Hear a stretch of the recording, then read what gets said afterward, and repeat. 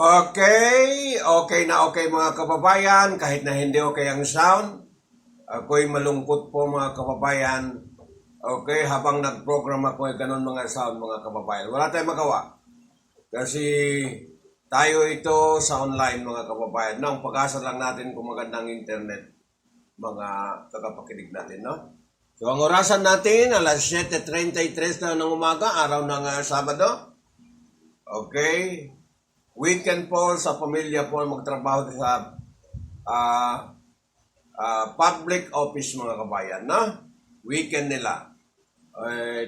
Panahon po ng pamilya, araw na ito hanggang bukas mga kabayan, no? Okay, yung mga magtrabaho po sa government, public sector mga kababayan, maliban po sa mga pribado hanggang ngayon magtrabaho po mga kababayan, no?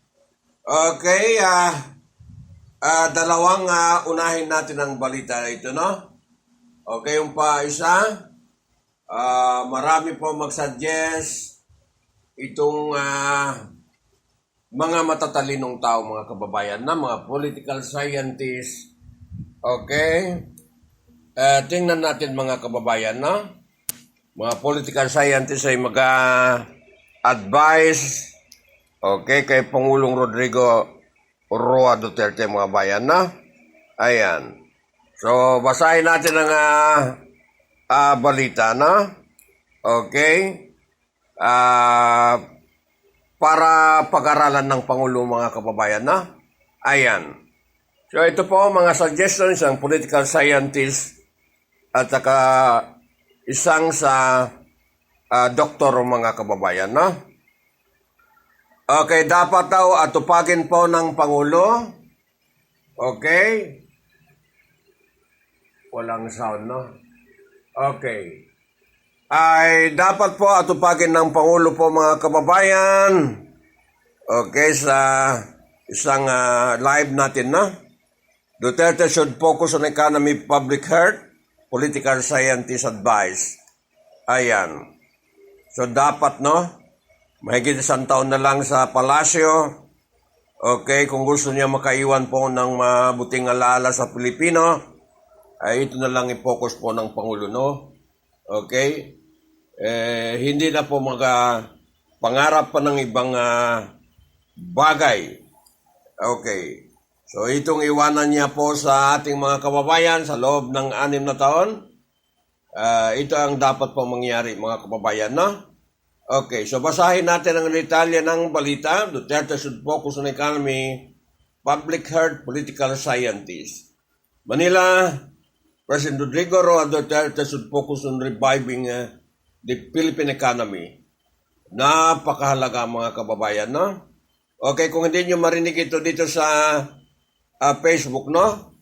Wala kayong problema. Marinig nyo sa radio mga kababayan itong programa natin, no? Ayan. Should focus on reviving the Philippine economy and strengthening public health policy.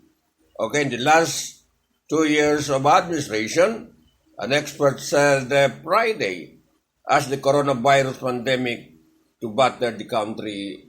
Okay, talagang tumaas mga suki mga bayan, no? Ayan, so ito po mga matatalinong tao mag-advise kay Pangulo, no? Itong political scientist Julio Tejanque said in an interview on ABSDAMAHANSLIVE-Radio teleradio that the government should concentrate in attention and resources on buhay at kabuhayan. So buhay, life, okay? Life and livelihood ang dapat i-focus ng Pangulo, no? Sa totoo lang, sa hindi biro, marami talaga maghirap po mga kababayan, no? Aminin natin maraming maghirap sa kasalukuyan. Okay? Sa mga remote communities, okay, base po sa mga feedback na kuha natin sa pamagitan ng network natin, no? Okay, ito ang pinakamabigat. Okay? Ang nangyayari po sa atin mga kababayan, no? Kahirapan, livelihood. Okay, buhay, livelihood mga kababayan, no? Ayan, so hindi natin ma-deny ito mga tagapakinig natin. Hindi natin ma-deny, okay, mabuti lang yung may mga trabaho, no? Pero yung walang trabaho, okay, nakangisi mga kababayan, no? Nakangisi. Okay, tingala sa langit and then tingin sa lupa mga kababayan, no? Okay, yan po ang dalawa po natin. Dapat iisipin buhay at kabuhayan. Sabi po ng political scientist ni Julio Tihangke mga kababayan, no? Okay, okay. Buhay at kabuhayan. Kailangan mabuhay tayo at kailangan may kabuhayan. Tayo pa para tayo ay makasurvive dito po sa post-COVID world, Tihangke said. Ne? Okay, Duterte, who is set to give his fifth State of the Nation address on Monday, has been criticized for his handling of the coronavirus outbreak in the Philippines. Failure. Sabi po ng isang doktor mga kapita kay UP, failure ang pag-handle po ng COVID-19 ayon po sa mga magagaling na mga Pilipino mga suki, no? Okay, doctor and professor from the University of the Philippines gave the administration a failing mark in its response to the coronavirus pandemic. Okay, failure talaga. Kahit ordinaryo tao katulad ko, failure ang pag-handle po ng coronavirus mga bayan, na? Okay, failure ang Pangulo natin at saka yung team nila, itong National Interagency Task Force mga kabayan, no? Okay, failure. Okay. Kahit ordinaryo katulad ko, ay mag-mark ako kung 1 to 10, mga 4 o kaya 3 ang mark ko mga kabayan. Hindi makamidyan. Duterte was earlier slammed to his joke regarding the coronavirus crisis and was urged to be more serious in his remark that may affect public health. Ayan. Business group, meanwhile, called on the president to outline in his upcoming SONA his clear economic strategies to hasten recovery as many more firm fight to survive coronavirus pandemic. Kasama na ako. Fight to survive mga kababayan, no? Ako fight to survive. Sa totoo lang mga kababayan, no? Okay. Fight to survive. Okay. Dito po sa post-COVID-19 mga bayan, no? Sana makasurvive ako habang nag-broadcast tayo mga kababayan, no? Okay. Habang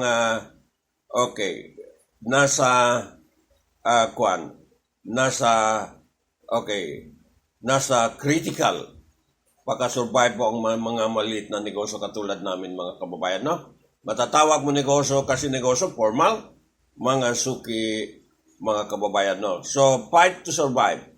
Ayan, sabi po ng itong mga political scientists, lahat tayo fight to survive. Inamin ko, I am fighting to survive ang aking maliit po, hanap buhay mga kababayan, na? Okay. Wala man mahingian ng tulong. Okay. To fight to survive. Walang mahingian ng tulong. Saan ka pupunta? Okay. Walang pera.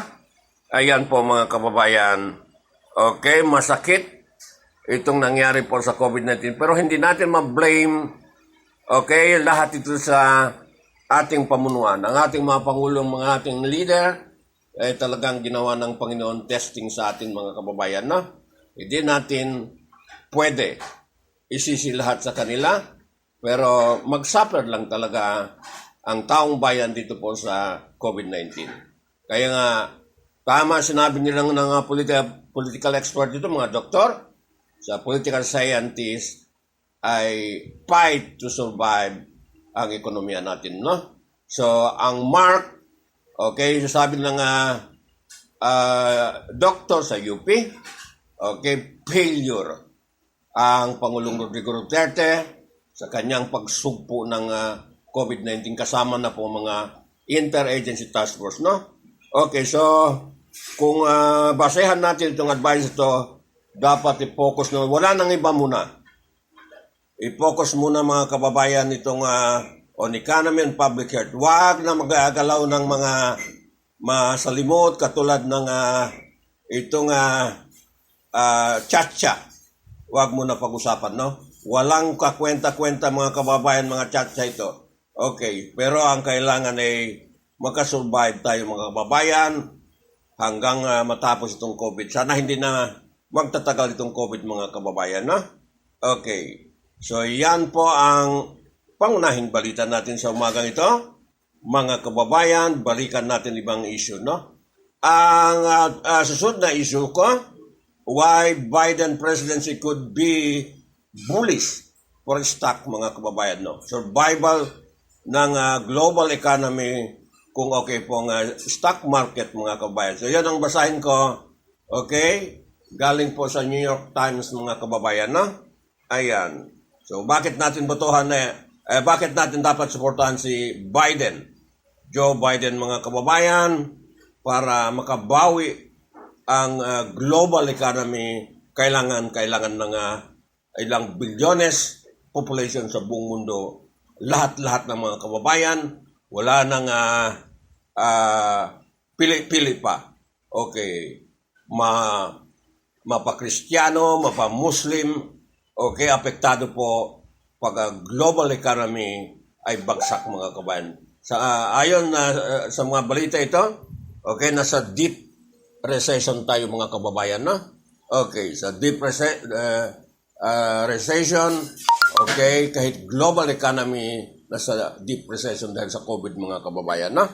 Okay, so yan po ang tutukan natin mamaya, why Joe Biden presidency would be a bullish for stocks, mga kababayan, galing po sa sinulat po ng New York Times, mga kababayan, na mabalikan natin mamaya ang balitang ito, mga kababayan, no?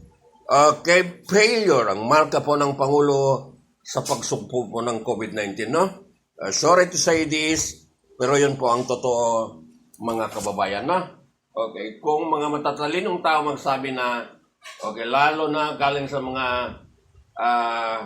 matataas na pinag-aralan ay talagang ganun po, mga kababayan, no? Ayan. So, yan po ang unang balita natin, mga suki mga bayan.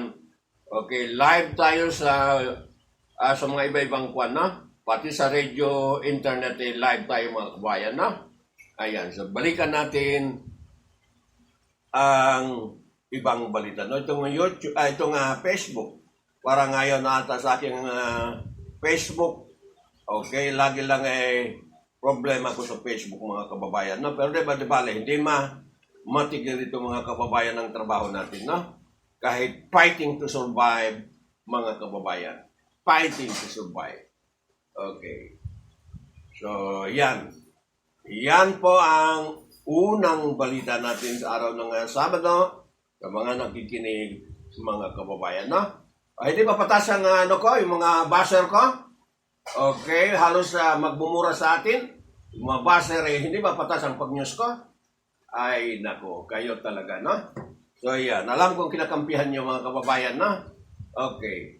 Tayo ay independent, nagbabalita, mga suki, mga kababayan. Balik tayo sa ibang balita. And then mag-plugging ako, maghanap buhay ako, mamaya-maya, mga kababayan, no? Okay, sandali lang.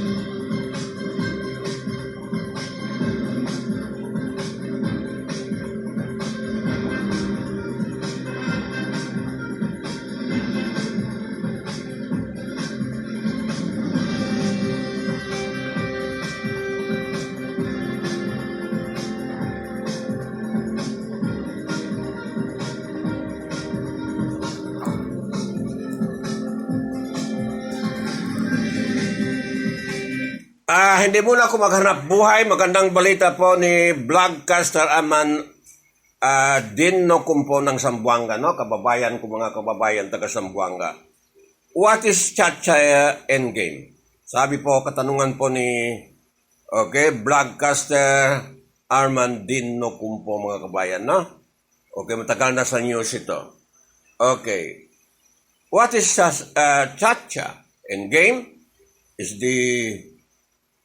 it to keep the present crop of politicians in power until 2025?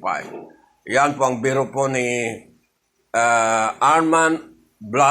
Vlogcaster Arman Dino kung mga bayan, no? Okay, ibig sabihin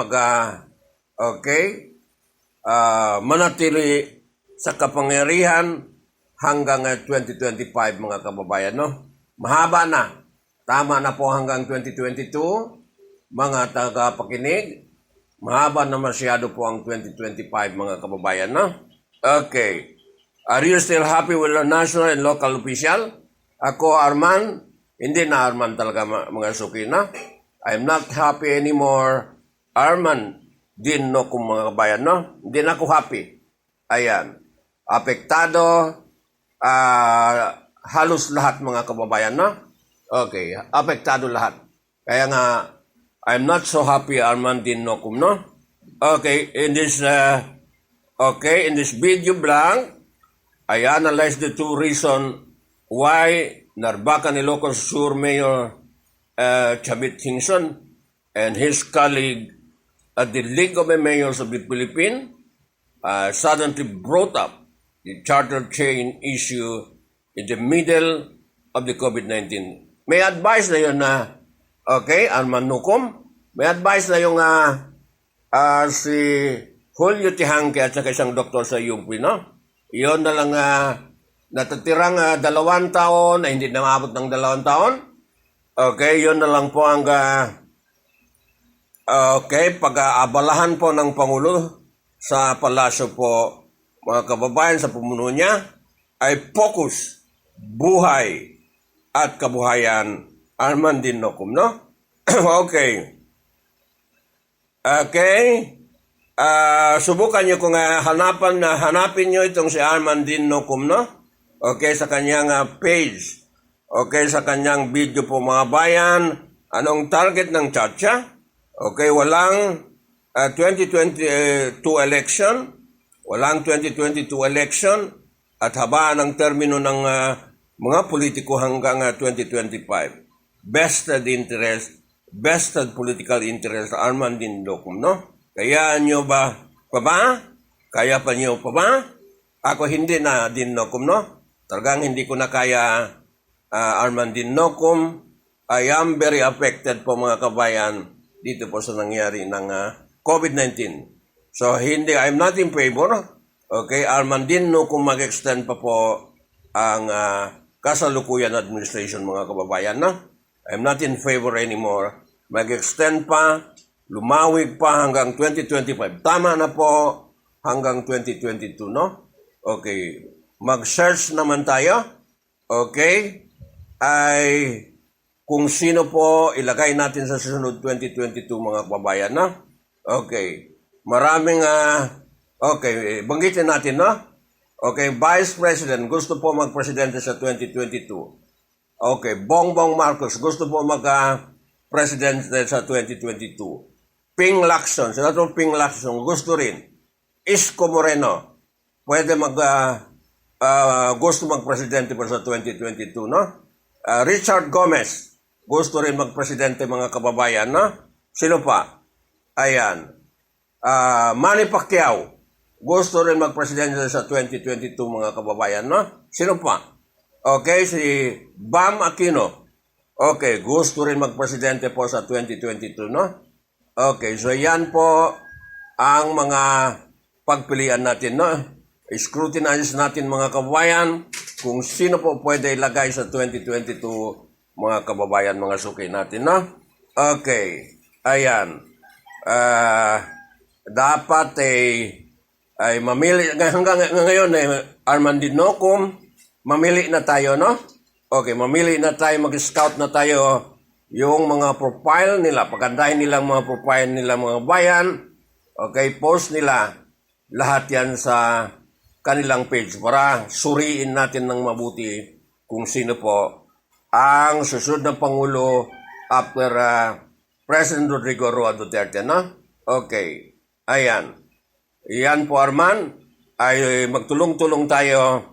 Okay, ay sabihin ko sa iyo, Arman, okay, sa data po ng online news, no? Okay, tayo ay belong to bloggers. Ikaw vlogcaster, ako vlogcaster. Okay, umabot tayo ng 1,000, over 1,000 po ng vlogger ay tinatawag ng mga propagandist. Okay, online news. Okay, Arman din no kung mga bayan, no? Sa audited po ng, okay, Manila base. Mag-audit po sa Port Estate Arman Dinocum. Kasama man tayo sa Port Estate Arman Dinocum, no? Okay, so mag-scout tayo. Tulong-tulong, mag-scout kung sino po ang susunod na ilagay natin na presidente sa susunod, mga kababayan, no? Ayan, so binanggit ko ang mga pangalan. Mamili tayo. Okay, ang Vice President. Okay, Leni Robredo. Okay, Bongbong Marcos. Ping Lacson. Sino pa ba? Isko Moreno. Richard Gomez. Bambam Aquino. Ay, sino pa? Okay, Bambam Aquino. Sino pa ba? Nakalimutan ko, no? Okay. So, yan po ang pagpipilian, mga kababayan, no? Si Gabi Lopez, ilagay natin po ay, kung hindi senator, ay sa mga sa Congress lang, no? Importante po, may protection po ang kanyang negosyo, no? So, si Gabi Lopez dapat magayos ng kanyang mga citizenship, ngayon pa lang, ayusin niya yung mga kababayan, okay, para protektahan ang kanyang interest sa kanyang ABS-CBN conglomerate, okay, itong mga Lopez holding, mga kababayan, okay, aabot ng $500 billion po ang kayamanan po ng Lopez. Hindi pa naman bilyonary, pero bilyonary sa US dollar, sa Forbes magazine, hindi pa. Kaya hindi katulad po nila Manny Villar, nila Lucio Dan at saka mga iba pa yan. Okay, kasama po John Gokongwei, Gokongwei ba yan? Gokongwei, at saka mga iba mga kababayan, no? Yung mga Rason, Ayala Group of Company yan, mga bilyonary sa Pilipinas na pabilang po sa oligarchs, sabi nila mga bayan, no? Okay, si Dennis Roy, hindi pa bilyonary ng ang kanyang asset, hindi pa nakalagay po ata sa, okay, Dennis Roy ng Davao City, no? Okay, para sa local billionaire mga kababayan, no? Bilis ng kanyang pag-asenso, mga kababayan, no? Ayan. Okay. Ayan, mga suking kababayan, ako tama na. Ay nakatulog tayo 2016 mga kababayan pagkampanya. Halos wala tayong tulog mga kababayan pagkampanya para itong presidente kasalukuyan ay maging presidente na. Kaya nga, mag-scout na tayo. Okay, mga leader, magandang leader sa sunod po sa 2022 mga kababayan, no? Okay, ayan. Mamili, mag-scout na Arman Dinocum, no? Tumulong ka. Okay, pero yan naman mag-originated tayo sa Zamboanga, Basilan, ikaw ay nasa Manila.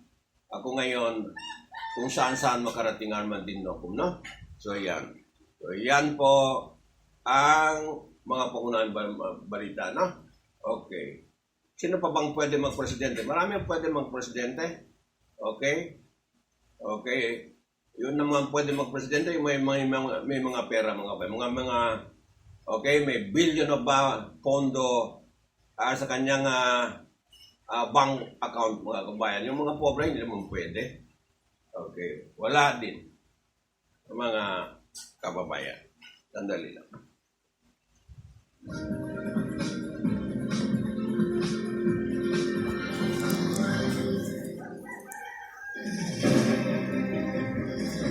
Administration ng Balila at ay tumalay sa may subang kasalukuyan at napapanahon. Mga politika, mga opinyon,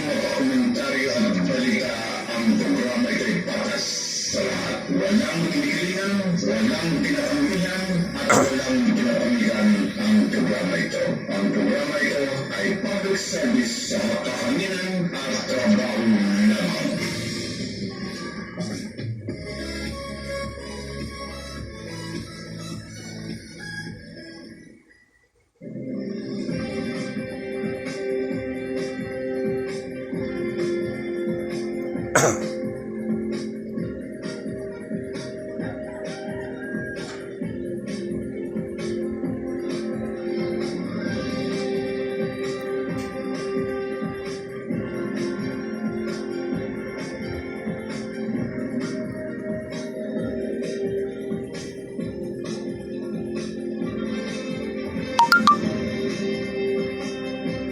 Ay kritiko ng Pangulo, tayo man ay naniniwala sa Pangulo. Ibang, Sorry, gising na, gising! Uwi na daw tayo, uwi na!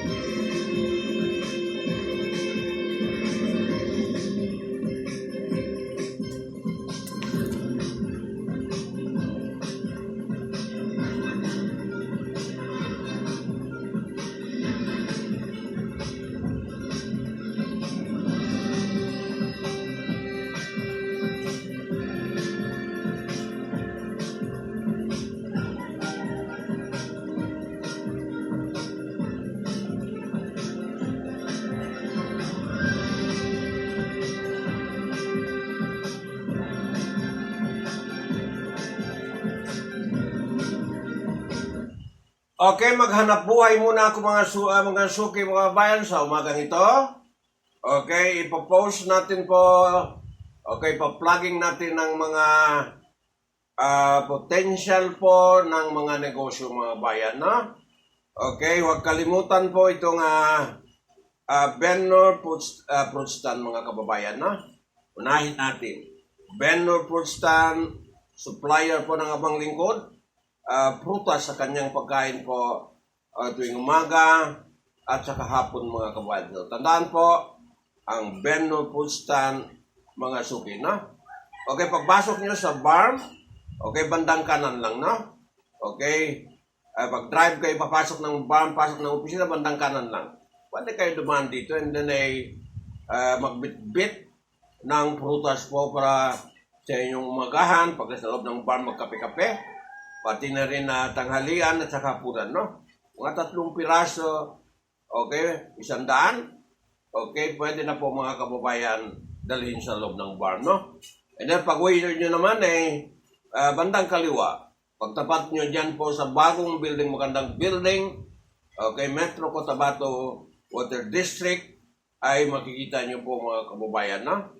Ayan, makikita ang iyang, okay, ang vendor fruit stand, mga kababayan, no? Okay, may produkto i-introduce ko. Mga kababayan, dilata naman mga kababayan, no? Okay, kayo mga taga-barn, para may baon po, kayo papasok sa opisina, mga anak nyo, pasok sa trabaho, okay, huwag kalitaan po bumili ng tuna de lata mga kababayan, no? Okay, tuna de lata, dito po, sa vendor din, pwede po daanan dito sa vendor mga kababayan.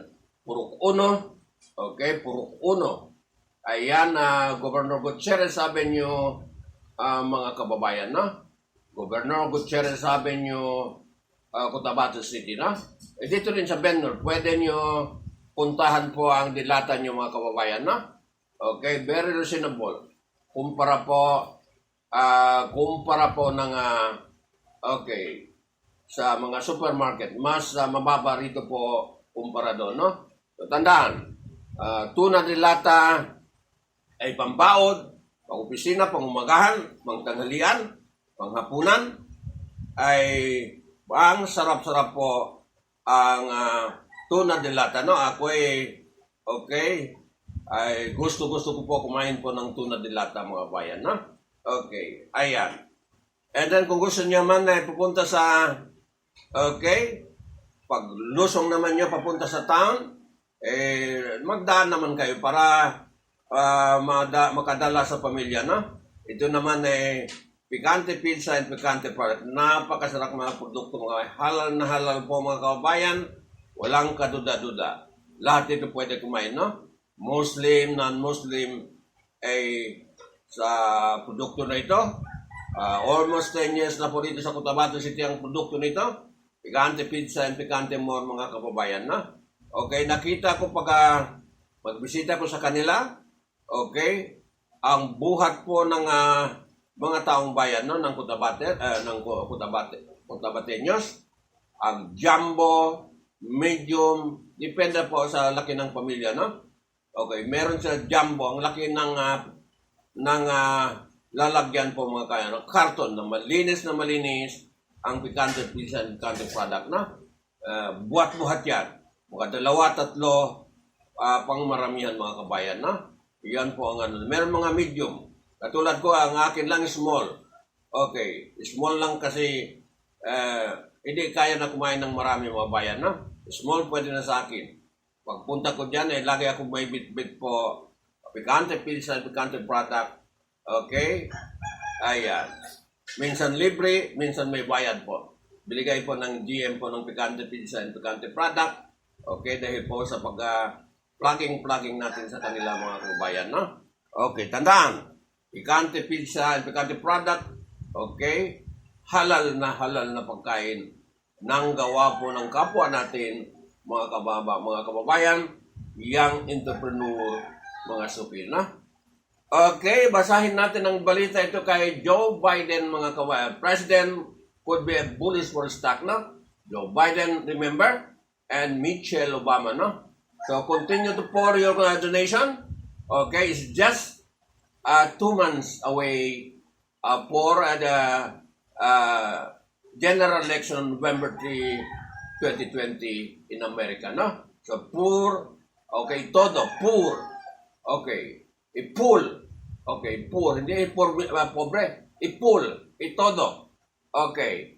Ang contribution po sa US President, presumptive U.S. President Joe Biden, mga kabayan, and Vice President Michelle Obama, and the rest, okay, candidate for senator, or representative for mayor, if there is a mayor election or governor, okay, just elect a straight Democrats in the U.S. mga bayan, na? Okay, to see the change after the election, mga kababayan, no? To see the reform. Did you remember Barack Obama during the time of Middle East crisis? Okay. He won the presidency, okay, and then U.S. recovered from economic crisis, mga kababayan. So, you must remember po, okay, you must remember what President Obama doing for America in his 8 years term, okay, as President of the United States of America, no? Tama bang English ko yon? Okay, tama ba yon? Baka tama mga kababayan kasi problema ko mga kababayan na lagi ako nagbayabas kung mag-aaral ako ng okay? Kaya, pero maintindihan nila yon mga kababayan, no? Okay, mas kampante ako sa Tagalog, Taglis, kaysa mag-English mga kababayan, no? Okay, ganun lang. Okay, na-train tayo po sa Tagalog, okay, sa Pilipino salita. Dahil po dyan sa Metro Manila, mga kabayan, sama-sama tayo sa lansangan ng mga panahon yon, mga suki, na? Okay, noong bata pa tayo, binata pa. Basahin natin ang balita ito, okay? Despite, sana yon? Okay, despite the stock market nadir, the stage for the prospect of a democratic victory, stocks would prosper if Joe Biden win. A new analysis say the coronavirus and trade are two big factors. Ayan po mga kababayan, na? Are two big factors, mga suki natin, na? Ayan. Okay, continue natin ang balita ito mga bayan, no? Okay. Saan ang kurso? Sandali lang.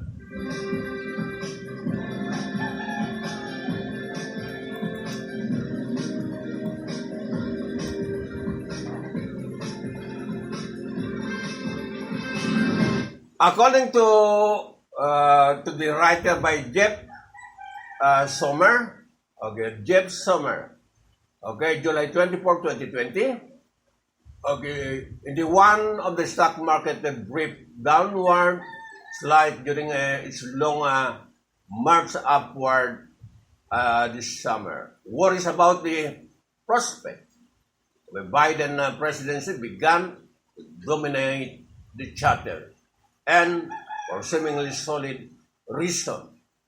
The logic was simple: corporate taxes might rise, and that would be hamper profits. Okay, but that's perhaps too simple, as a deeper look at the issue indicates, such as an examination came this week in a deeply contrarian July 20, July 20, WOFA Global Research report to the firm, a firm investor, according to Sommer. Okay, Jeff Sommer. Ayan. I will continue reading, no? Okay, for America. Ayan. Okay, the logic was simple, like corporate taxes. Sandali lang, nabasa ko na yun, no? Okay. Report to the firm investor, no? Okay. It said that once the market had gotten over its reflexive, the stage for the notion of a democratic victory, many people were likely to conclude that would not be a disaster for stock or the economy. In some respect, the report said a Biden win could be a boost, could be a boon for both. Ayan. According to Jeff Sommer, no?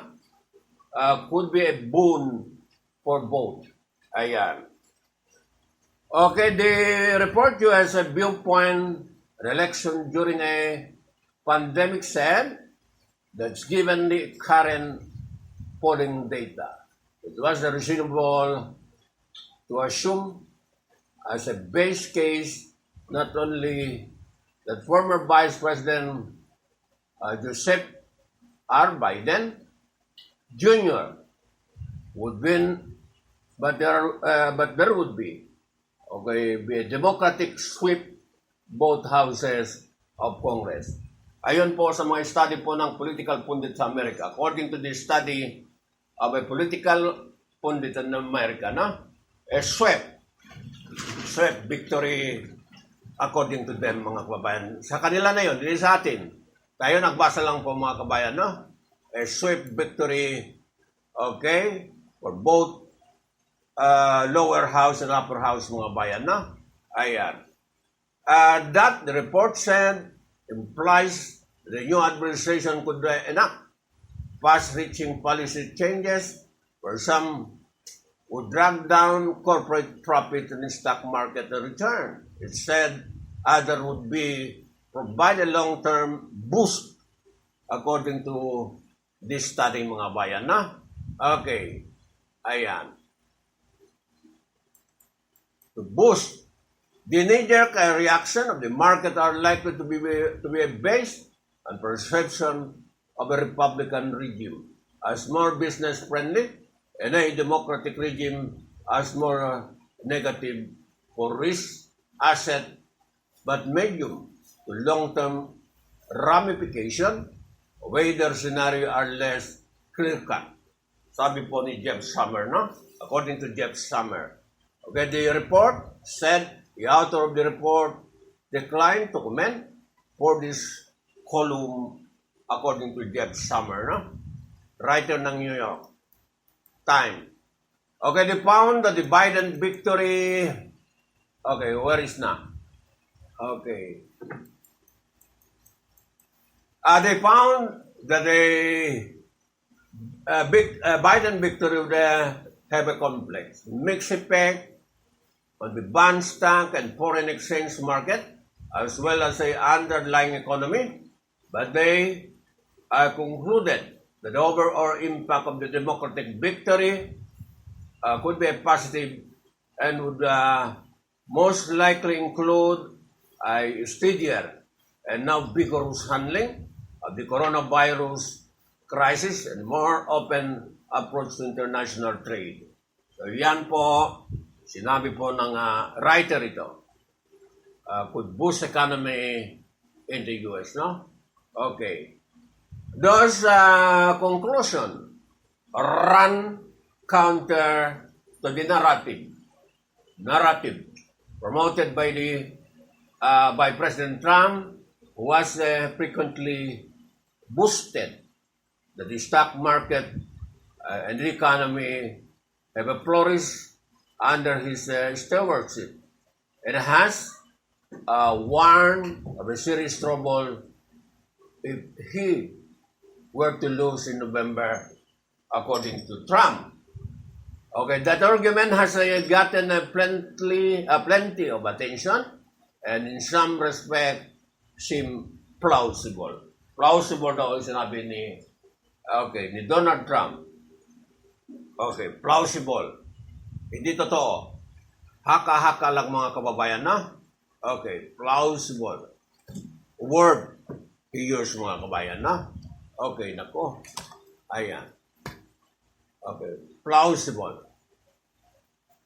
Okay, first during Mr. Trump presidency, taxes dropped sharply, including those on a corporate profit, capital gain, and the income of wealthy people. The Biden campaign has called for an increase. Okay, these taxes along with a reduction in those for lower and middle income people, or things being equal, okay, those changes would be expected to trim net profit for corporate America and then a net gain for individuals and investors, making the stock market less attractive. Okay, less attractive mga bayan na. Hindi hindi gaano pinapansin po ang stock market sa kasalukuyan, no? Okay, nakapokus na tayo sa mga equity. Okay, yung long-term, mga saving, iyan po ang binabanatan na may pera ngayon. Transfer po sa mga equity, no? Okay, not focus on stock mga bayan, no? Okay, equity, ang pinapokus po ng mga mayaman, no? The Trump corporate tax cut to 21% from 35% was a corporate windfall according for nearly half the 23% growth in earning per share for the Standard & Poor's 500 in 2018, no? Okay. Standard & Poor's investment. Okay. Ayan. Okay, 2018, no? The analysts estimate Mr. Biden has proposed raising the corporate taxes rate to 20%, where they estimated would be a mid-single-digit hit to earning per share, the analysts said. Okay, 28%, no? Kung meron kang share, halimbawa mga $5, diba? Ano yun? Itataksan po. Okay, tataksan ng 28% o kaya mga $10, $20. Okay, pwede po sa Amerika mga ganun mga kabayan. $100. May deduction po ng 28% sa corporate tax, no? And Mr. Trump has served a big business in other ways. Okay, ayan po. Malaking negosyo katulad niya. Okay? His administration has strict regulation on all manners of corporate activities. It moves bolstering fossil fuel energy companies. Okay, for example, Mr. Trump has rolled back nearly to 70% environmental regulation, and is in the process of eliminating about 30 more. A tally by the World New York Times shows. Okay. Ayan po mga bayan na, mga listener. Okay. Okay, his administration has helped the financial service industry to, loosening Obama era rules that give the greater protection to people saving for retirement and investing for other purposes, no? Ayan. Tinanggal niya po ang policy ni former President Barack Obama, no? Okay. Mr. Biden can be expected to take a very different approach on many issues. He recently proposed a $2 trillion plan, $2 trillion plan to increase the use of a clean energy over the next 4 years at a $7.75 billion program covering care for small children or their adult and family members with disabilities. Yan po ang plan po ni, this is the proposal of Joe Biden, mga kababayan, na? Okay, this is his proposal, na? Okay, with disabilities. It is understandable. Okay, ulitin natin. It is understandable that an abrupt change in course, such as one suggested by Mr. Biden rise in the poll, might initially unsettle the markets, according to this analyst, no? Okay, this is an analysis. Okay, but there has been a time for investors to digest the Democratic ascendancy in the poll. That intelligence has been absorbed by the market and it has risen to new high. Ayan. Okay, for thoughtful investor, that makes sense. Okay, the author of the report said because of the Biden policies may behave on balance, may on balance have a positive economic impact. So meron positive economic impact ang policy po ni Joe Biden if he elected to be the next president of the United States of America. 45th, no? 45th president.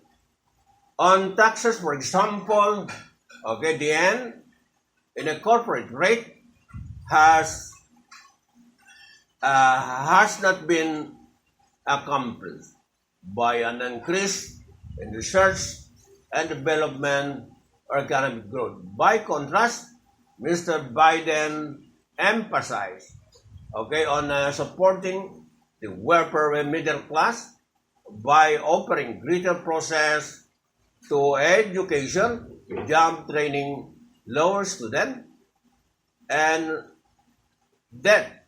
Yung utang ba? Lower student debt should offer long-term benefit that could translate eventually into a stock market gain, the author said. Magaling talaga magsulat, no? Mga kano talaga magaling magsulat, no? Okay. Furthermore, the pandemic remained the main impediment. Hadlang, no? The main impediment to economic growth. Now, and quite likely, will at the start of the next administration, Mr. Biden called for a much stronger federal rule.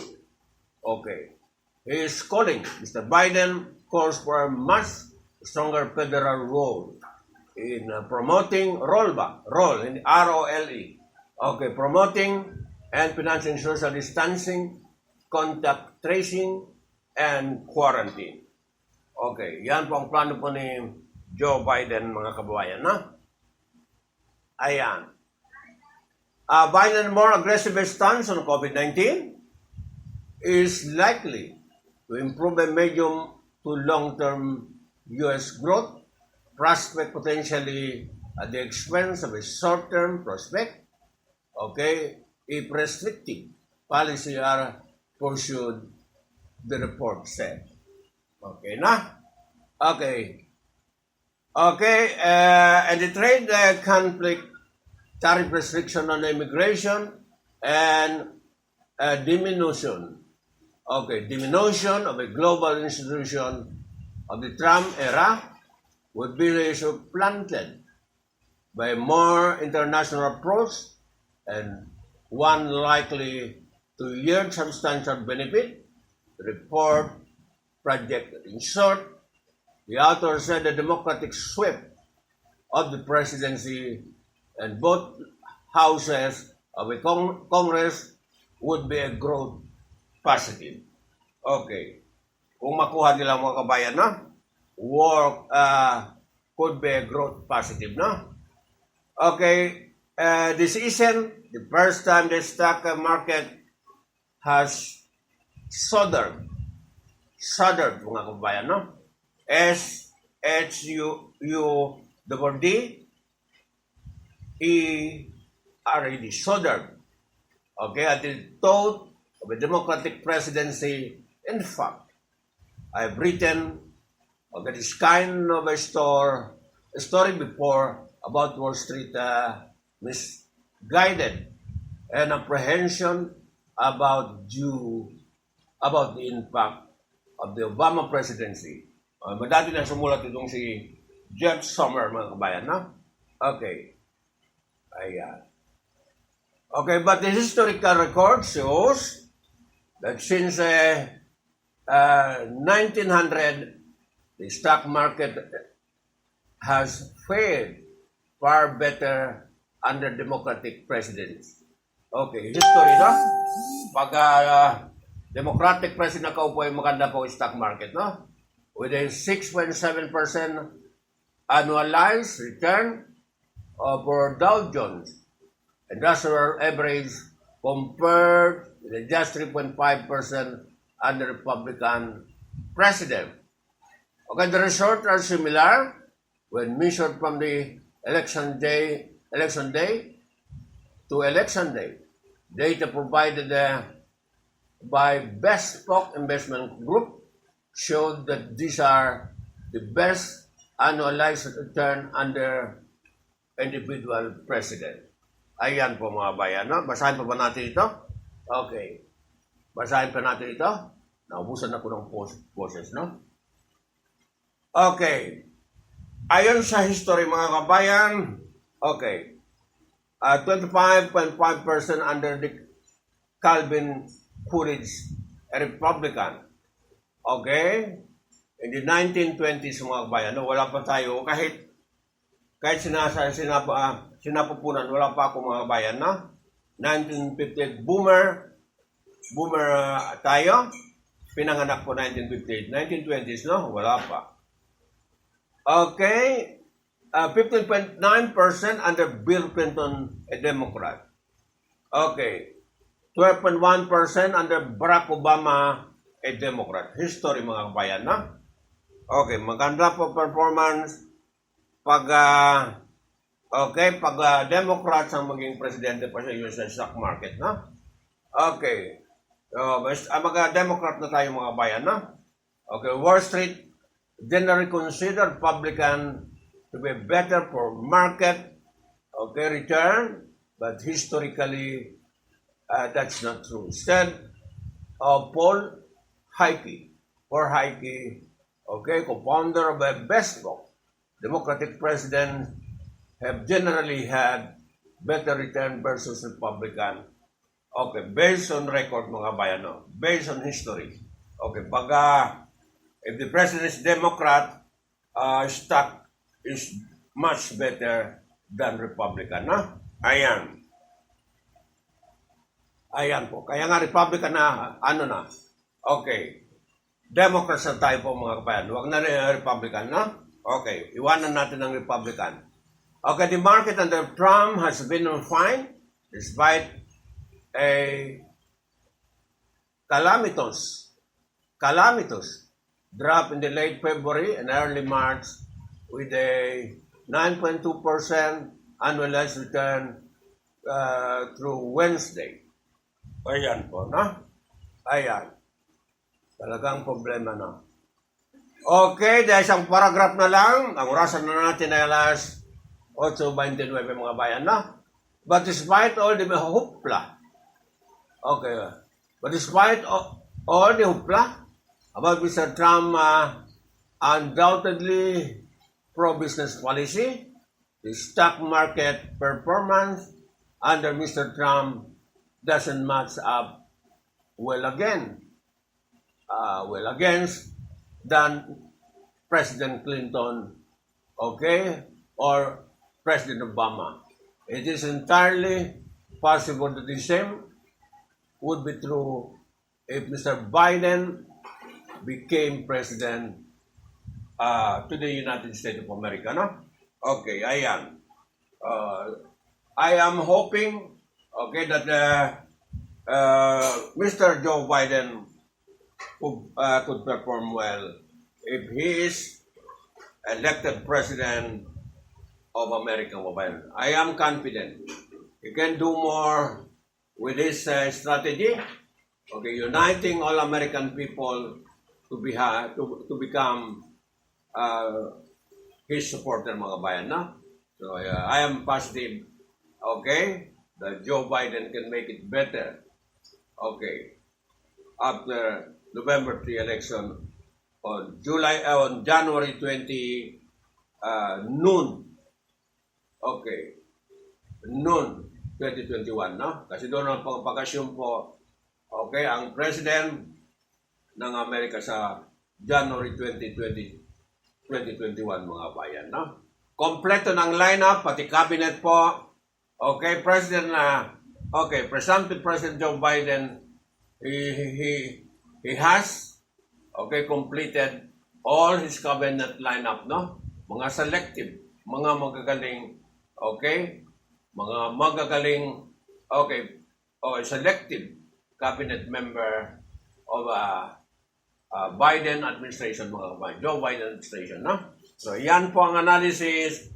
Sinulat po ni Jeff Summer ng New York Times, mga kababayan, no? Galing talaga mag-analyze, mga kabayan, no? So, yan po ang pinalabas nila, no? Sa kanilang bansa, positive analysis, mga kabayan, comparative analysis between Republican and Democrats, mga kabayan, no? Okay, so ang basehan, okay, performance ni President Bill Clinton and Barack Obama, no? Okay, improve po ang stock market sa panahon nila compare to Republican, mga kabayan. So, okay, you must, okay, align with the Democrats, okay, people of America, okay, people of America, citizens of America would want to recover from this pandemic crisis. Okay? Ayan po, ano pang balita po ang orasan na natin? Okay? Isang oras na pala ito mahigit, wala na. Okay? Alas 8:32, no? Tama ba ang English ko? Okay, baka tama yun, mga kabayan. Ayan. So, yan po ang balita natin sa umagang ito. Araw ng Sabado, mga kababayan.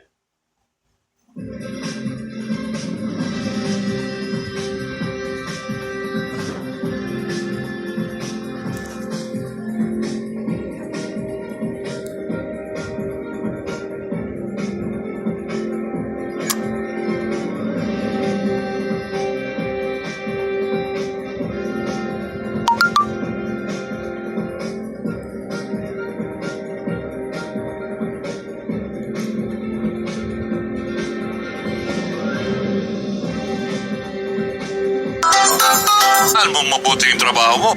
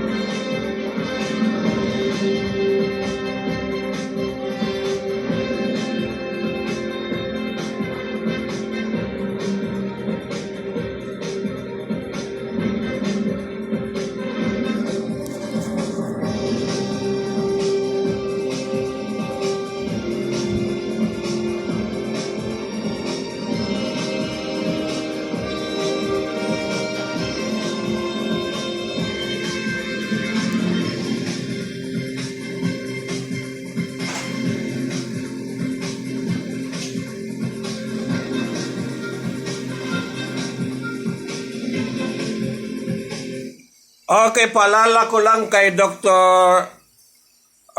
MP Arthur Saterno. Meron po ayat inamalumbin niya. Okay? Sa lahat ng gawain natin na mag-umpisa po dyan mga, depende po sa ating kaisipan at saka puso, no? Ano bang kumpleto ng ano yun? Nakalimutan ko ng karugto. Malumbin niya mga kababayan, no? Mag-umpisa doon. Kahit paano gawain mo sa daigdig, magbase po ron mga kababayan, no? Sa paniwala natin, okay, bilang tagasunod, malumbin niya Dr. Arthur Saterno. Okay. Lahat na yun mag-benefit. Okay, mag-benefit Dr. Sakta sa niyat mo, ang ginawa mo mga kababayan, no? Okay. Itong mga news, trabaho, news lang mga kababayan, no? Trabaho ito. Ayan. Ayan. Okay, ayan po mga kababayan, no? Okay. So, meron ba tayo balita o balita na lang tayo ng hangin mga kabayan, no? Okay. Ang orasan na natin ay, okay, alas 8. Okay. Ano na? Hindi ko na makita. Alas 8:35 na po mga kabayan, no? Okay. Talaga.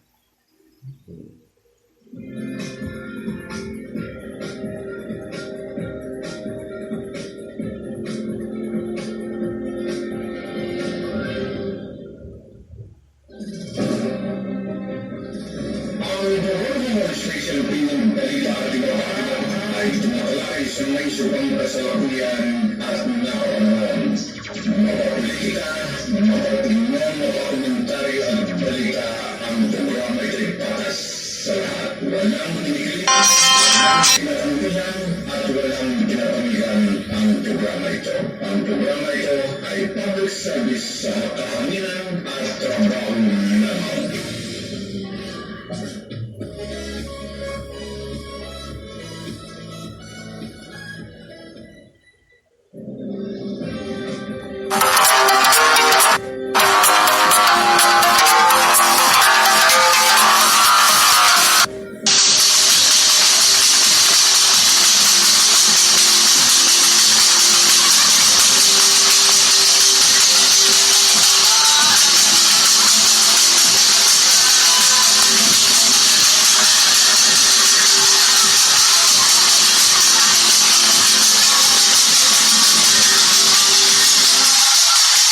Okay, kasalukuyan po magsumahik ang taong basilan sa parang basa at lamitan, no? Tipo-tipo ba lamitan, no? Nakita ko ito po sa social media, nagsumahik po ang mga iyakan mga kababayan sa parang basa, no?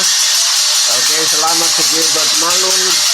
Mag-post ito mga bayan. Kasi po ito sa ating news mga kabayan, no? Basa ito si Gilbert Malon mga kabayan, no? Assalamualaikum Gilbert Malon. Okay yan. Okay. Ganon tayo po mag-discuss. Ay matatalinong pag-discuss po mga kababayan, na? Ayan. Ayan.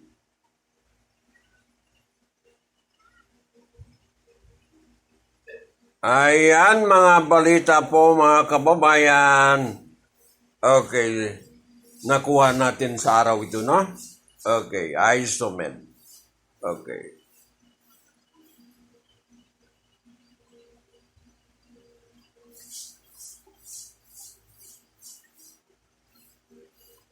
Okay, lilipat muna ako sa Jensen mga kababayan. Jensen may mass manufacturing plant na.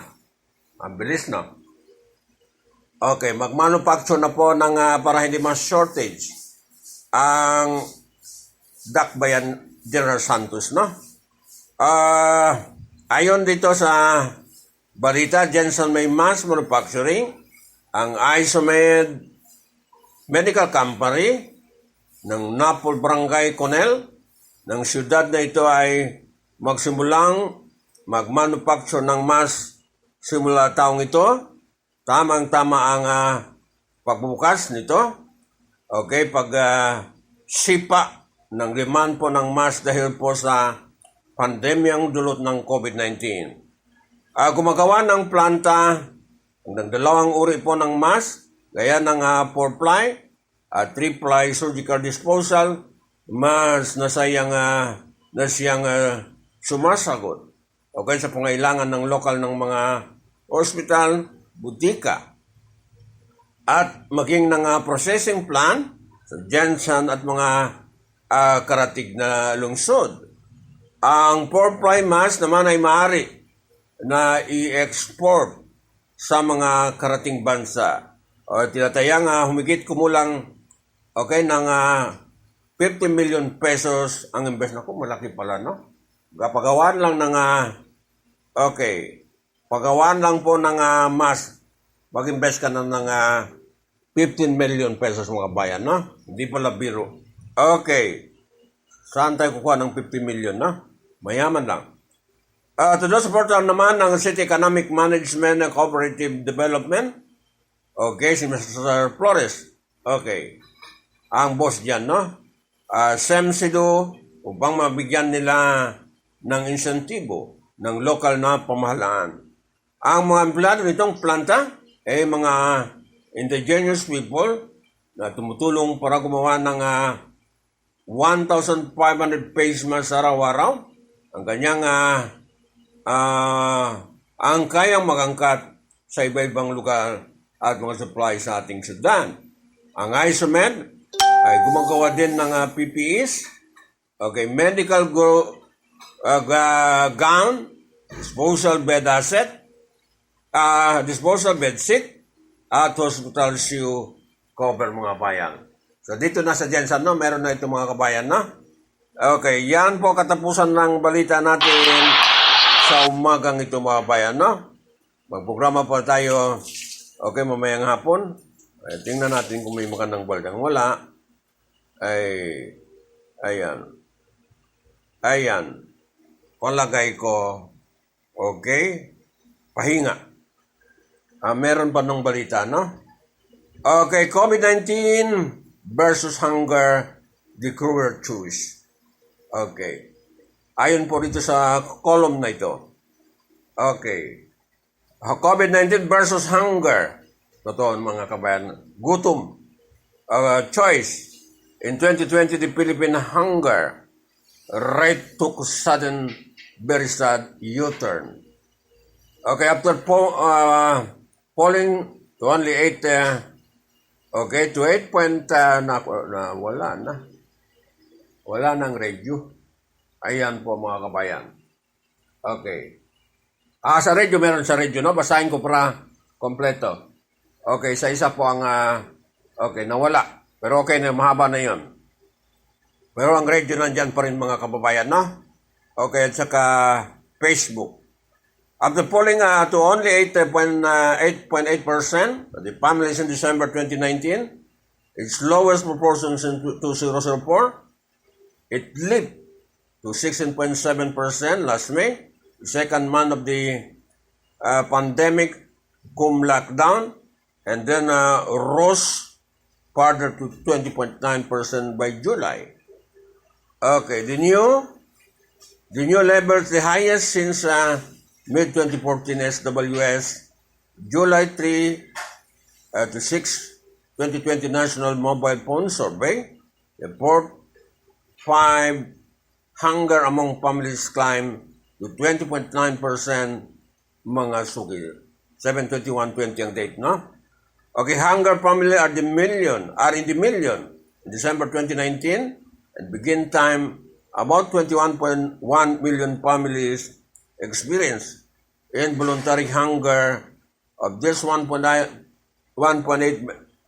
million suffered moderately hunger only once or else a few times in the past 3 months, and 0.3 million suffered severely often or else always in the same period. By early July, the moderately hunger were already 3.9 million families, and the severely hunger reached 1.3 million. Thus, in the new survey, severe hunger is now 1/3 of the local hunger, whereas last December it was only 1/7. Okay, from 2019 to 2020, the hunger rate rose over the country. From last May to early July, it rose in the Visayas and also in the balance of Luzon, was already in Mindanao, and fell in Metro Manila. However, the composition of the hunger turned more severe everywhere, including Mindanao. Totoo, hunger sa Mindanao mga kabayan, no? Including Mindanao, Metro Manila, had the local amelioration fund run out. Walang pondo mga kababayan. Ang susunod na amelioration, hindi ka ma-release mga bayan, no? So, ang suspect natin wala pa pang pondo mga bayan, no? To estimate the number of hunger individuals, multiply the number of a hungry family by 6, not just 5, since 4 hungry families are above average in size. 5 million hungry family times 6 implies 30 million hungry Filipino. Napakarami mga one-third. Okay, 30 million hungry Filipino mga bayan, no? Okay. Kaluhi, mga kababayan, no? Okay, the number of individuals suffering, specifically from hunger, is what may be compared the number of individuals afflicted with COVID-19, other types of suffering caused by hunger, such as illness, death, and underdevelopment of the mental capacity of malnourished young children would be additional. Unlike in the past, the high hunger rate in 2020 is not due to a spike in the food price. Instead, it is due to a radical disruption in very many years, livelihood, and hence their general purchasing power for food and other basic needs.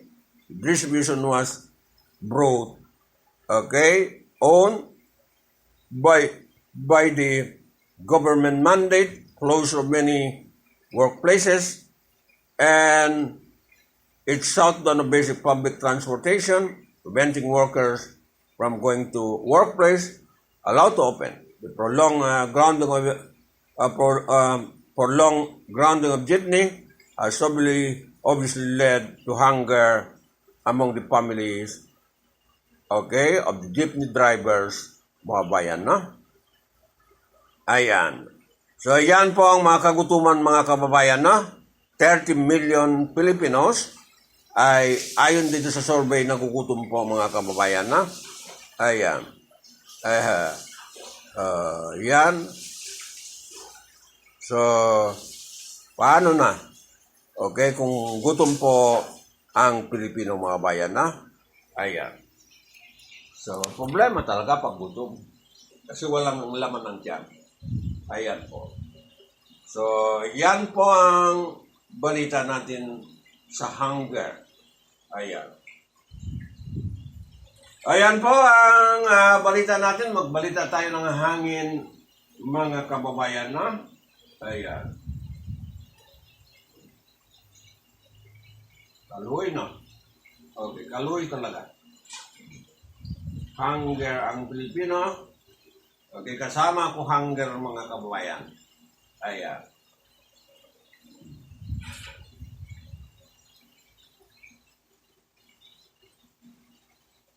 Okay, magbalita tayo ng hangin, mga suki, no? Ayan.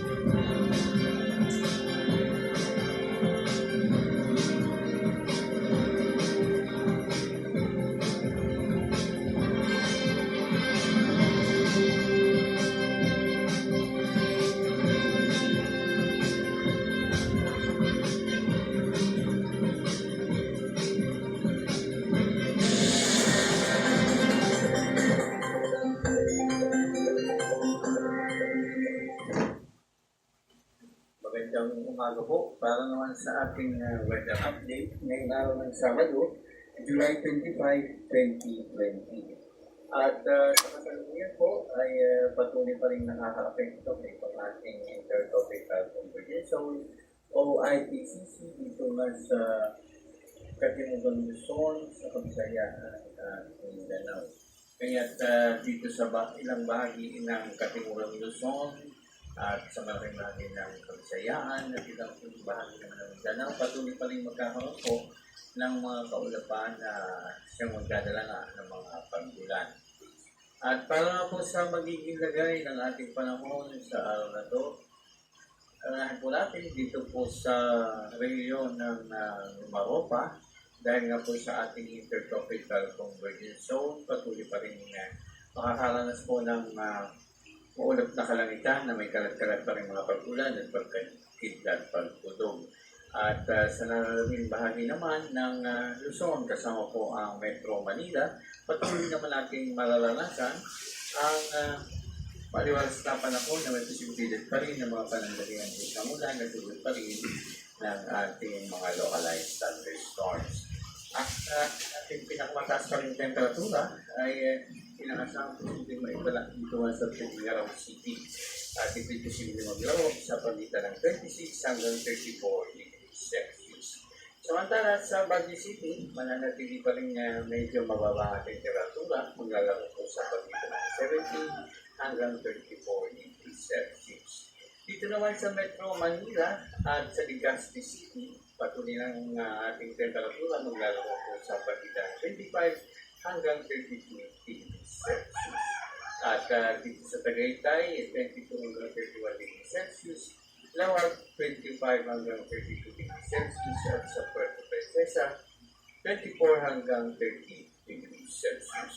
Sumako naman po tayo dito sa Kabisayaan at dahil nga po sa epekto pa rin ng ating intertropical convergence zone o IPCC, patuloy na mararanasan ang maulap na kalangitan na may kalat-kalat pa rin mga pag-ulan, pagkidlat, pagkulog dito sa kanluran at ng Kabisayaan. Samantalang dito naman sa silang Kabisayaan, mananatiling maliwalas ang ating panahon na may posibilidad pa rin ng mga isolated thunderstorms, lalo na po pagdating ng hapon o gabi.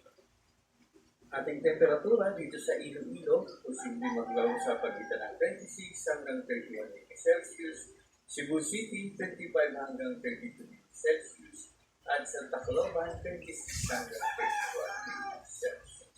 Dumako naman po tayo dito sa Mindanao. Patuloy pa rin mararanasan po ang maulap na kalangitan na may kalat-kalat ng mga pag-ulan at mga pag-ilan pagtulog na epekto pa rin ng ating intertropical convergence zone.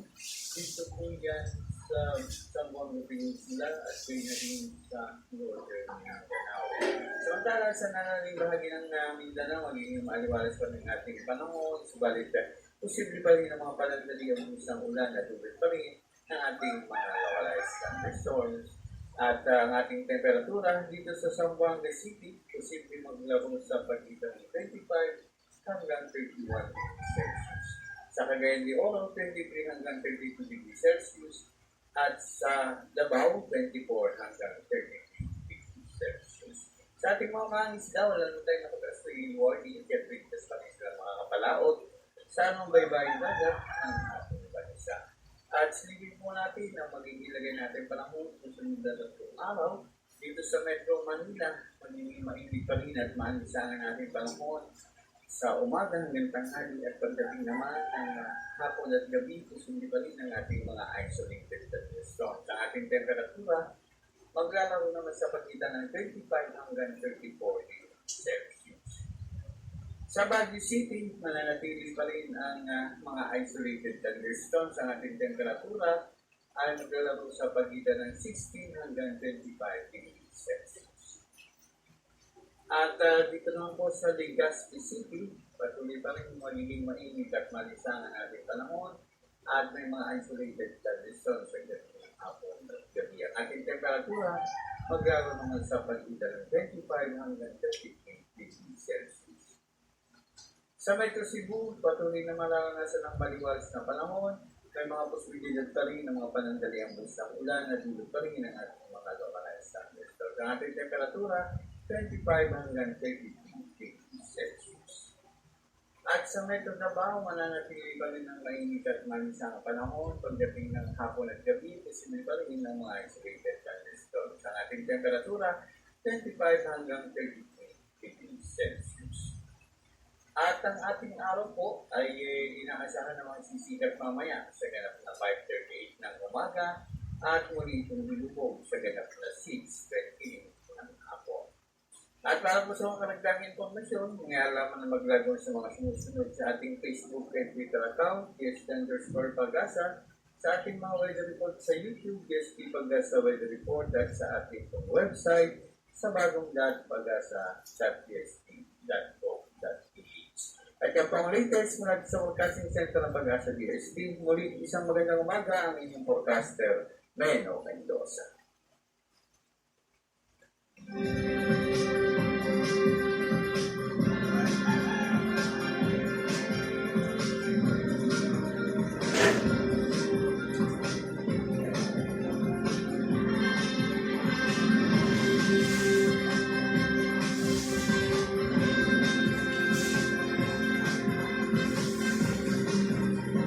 Makakausap niyo po si Ma'am Raquel Pentenco. Siya po idol, yung nanay ng sikat na singer na si Cherise Pentenco, aka Shake Cyrus, at reklamo po niya idol yung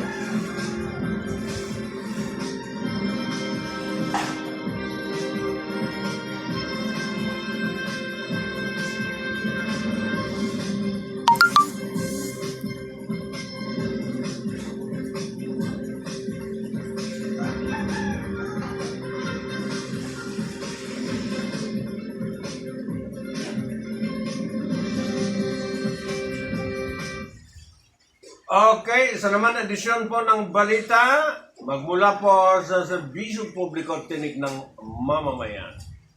Okay, ayun po ang advice po ng isang mga expert, political scientist nila Julio Tihangke, no? At isang doktor sa UP, ay dapat po nakapokus ang programa po na tirang mahigit isang taon na lang ang Pangulo sa Palasyo ay focus po sa buhay at kabuhayan. Life and livelihood, mga kabayan, no? Tamang advice yun. Okay. Magandang advice po, mga bayan, no? Nalalabi ng 2 taon. Ayan. Okay, inulit ko po ang kandidato po sa 2020. Pagpilian natin, mga kababayan, tumulong kayo mag-scout. Okay, Vice President Lenny Robredo, former Senator Bongbong Marcos, kung nadakmo pa. Okay, si Senator Ping Lacson. Okay, si Bamba Makino, Isko Moreno, Richard Gomez. Sino pang gusto niyo isali, mga bayan, no? Ayan. So, yan po ang pagpilian natin po, mga kabayan. Magtulong tayo mag-scout, mga kababayan, no? Yan nakikita natin may mga magandang ginagawa po sa ating lipunan, mga kabayan, no? Okay, lalo na po nila Richard Gomez. Okay, nila Isko Moreno, no? Okay. Maganda po ginawa nila, no? And then ang susunod po ang kuhan natin. Itong si Joe Biden analysis pag siya ay maging Pangulo ay maganda po ng takbo stock, global stock. O sa US, at saka mga sa ibang daigdig, mga kabayan. Yan nabubuhay po ang ekonomiya, mga kababayan, ng mundo dahil po sa mga stock market, mga kabayan, no? Okay. Global economy. Ayan po. So, okay, America should vote, okay, for Joe Biden and Michelle Obama, no? Ayan. Okay, paalam tayo kung kaya magbalita. May hapon tayo ng magbalita, mga bayan. Okay. Ayan. Okay. So, this has been ABSDAMAHANSLIVE po sa programa. Okay. Serbisyo Publiko Tinik ng Mamamayan. Okay. At saka itong halo-halo special opinion balita, di ba pa? Ang inyong platform po, digital na digital. Okay. Kahit sinasadya ko po hindi maganda yung mga palabas ko. Para okay na okay yung sound, mga kababayan, sana, no? Okay. Digital na digital. Okay, ang news natin, no? News online. Okay. Ayan. Okay. So, tama na. Ay, kung kaya pa magbalita mo ngayon, makita-kita ang mga bayan, no? Okay. Ayan. Platform niya, LSN TV News, mga kababayan. Salamat sa pagtugay kayo.